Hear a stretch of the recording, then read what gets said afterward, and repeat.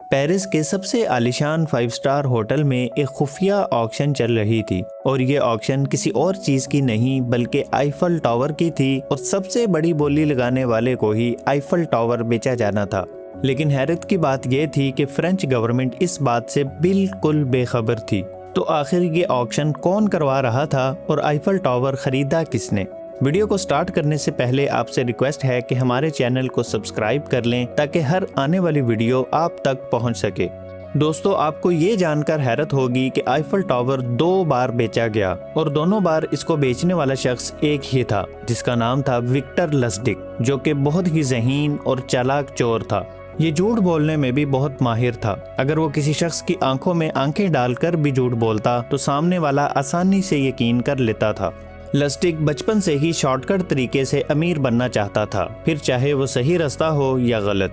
اس نے بہت سے فراڈ کیے، نقلی چیکس بھی بنائے، یہاں تک کہ خود کی جعلی نوٹ چھاپنے والی مشین بھی ایجاد کی۔ مگر ان سب سے بڑھ کر اس نے آئیفل ٹاور ہی بیچ ڈالا، وہ بھی ایک نہیں بلکہ 2 بار، جس نے پوری دنیا کو حیرت میں ڈال دیا۔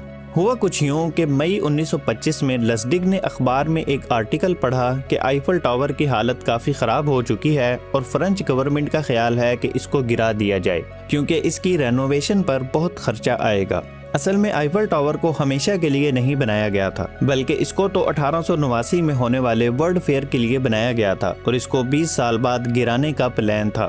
لیکن 1909 تک آئیفل ٹاور پیرس کا مشہور لینڈ مارک بن چکا تھا، لہٰذا اس کو گرایا نہیں گیا۔ لیکن 1925 تک آئیفل ٹاور کی کوئی رینوویشن نہیں کی گئی اور اس کی حالت تو پہلے ہی کافی خراب تھی، لہٰذا پھر سے اس کو گرانے کی باتیں ہونے لگیں۔ یہی وہ ٹائم تھا جب لسٹک کے شیطانی دماغ میں خیال آیا کہ اگر لوگ یہ مان سکتے ہیں کہ ٹاور گرایا جا سکتا ہے تو لوگ یہ بھی مان سکتے ہیں کہ اسے بیچا جا رہا ہے۔ لہٰذا اس نے فیک ڈاکومنٹس بنائے اور فرینچ گورنمنٹ آفیسر بن کر یہ دعویٰ کیا کہ ٹاور کو گرایا جائے گا اور ملبہ سکریپ کے طور پر فروخت کیا جائے گا۔ لسٹک نے پیرس کے مشہور سکریپ ڈیلرز کو ایک 5 اسٹار ہوٹل میں آکشن کے لیے بلایا اور سب کو یقین دلایا کہ حکومت خفیہ طور پر آئیفل ٹاور کو بیچنا چاہتی ہے۔ ڈیلرز حیران بھی تھے مگر دل میں لالچ بھی تھا۔ آخر آندرے پوائزن نامی ایک ڈیلر نے $77,000 میں آئیفل ٹاور خرید لیا، اور جب تک پوائزن کو معلوم پڑا کہ اس کے ساتھ کتنا بڑا فراڈ ہوا ہے تب تک لسڈک پیسے لے کر پیرس سے بھاگ چکا تھا۔ کچھ مہینوں بعد لسڈک پھر پیرس واپس آیا اور یہی واردات دوبارہ دہرانے کی کوشش کی، مگر اس بار خریدار نے لسڈک کی چال بھانپ لی اور پولیس کو اطلاع کر دی۔ مگر لسڈک دوبارہ بھاگنے میں کامیاب ہو گیا اور امریکہ چلا گیا۔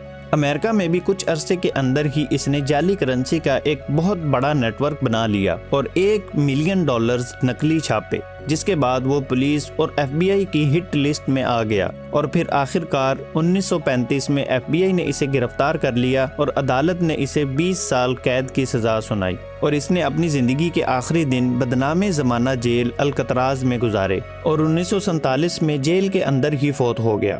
وکٹر لسڈک ایک ذہین اور کریٹیو انسان تھا، لیکن اس نے اپنی قابلیت کو غلط کاموں کے لیے استعمال کیا۔ اگر وہ یہی ذہانت مثبت کاموں میں لگاتا تو شاید آج اسے اچھے الفاظ میں یاد کیا جاتا۔ امید ہے آپ کو ہماری یہ ویڈیو پسند آئی ہوگی۔ ویڈیو کو لائک اور شیئر کریں اور مزید انفارمیٹیو ویڈیوز کے لیے ہمارے چینل کو سبسکرائب کریں۔ ملتے ہیں نیکسٹ ویڈیو میں۔